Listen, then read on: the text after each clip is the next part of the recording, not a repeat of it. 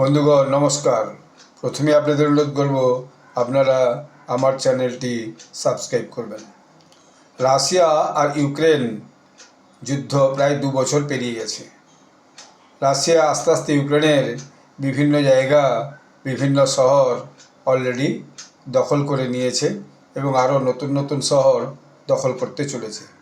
এখন যে শহরটা দখল করা নিয়ে দুই দেশের সৈন্যবাহিনীর মধ্যে আরেকটা লড়াই শুরু হয়েছে, সেটার নাম পক্রোভস্ক। এই যে পক্রোভস্ক শহরটা, এই শহরটা এখন রাশিয়া দখল করে নিতে চায়। এখন ইউক্রেন তাদের এই শহর রক্ষা করতে পারবে কিনা তাদের সৈন্যবাহিনী, সেটাই যথেষ্ট সন্দেহের ব্যাপার। কারণ আমি একটা রিপোর্ট পড়ছিলাম, যেটা new York Times world report করে। সেখানে তারা একটা রিপোর্ট দিয়েছে যেটা খুবই alarming. With Russia on the verge of capturing Pokrovsk, Ukraine faces a cruelly familiar choice. It could pull back, concede defeat or save lives, or it could fight on, delaying a symbolic and tactical victory for Moscow, but risking heavier losses of its own.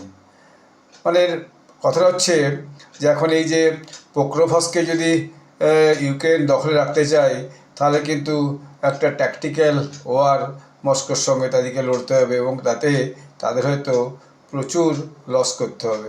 Loss মানে মানুষের সৈন্যবাহিনীর জীবন loss, এবং রাশিয়ার কাছে তাদের হয় হেরে যাওয়া, মানে ডিফিটটাকে কনসিড করা, মেনে নেওয়া এবং জীবন রক্ষা করা, অথবা তাদের লড়াইটা চালিয়ে যায়। এরকম একটা যে মুহূর্ত, সেই মুহূর্তে ইউক্রেন এখন দাঁড়িয়ে আছে।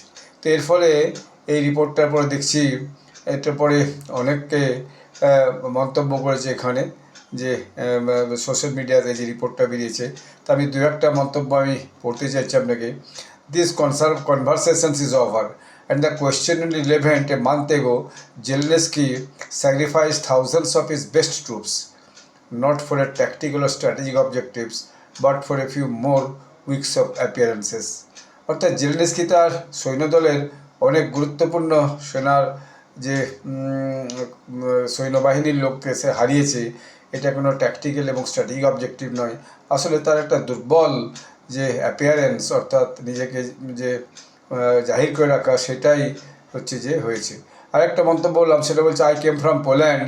In fact many Ukrainian refugees have stated that Ukraine has almost no usable manpower. Ukraine has not collapsed to this day solely because NATO has provided financial aid. It is preciously these funds that they have attracted mercenaries to join the fight. NATO কিছু টাকা দিচ্ছিল, এখন ঠিক আছে না, টিকবেই না। ধন্যবাদ।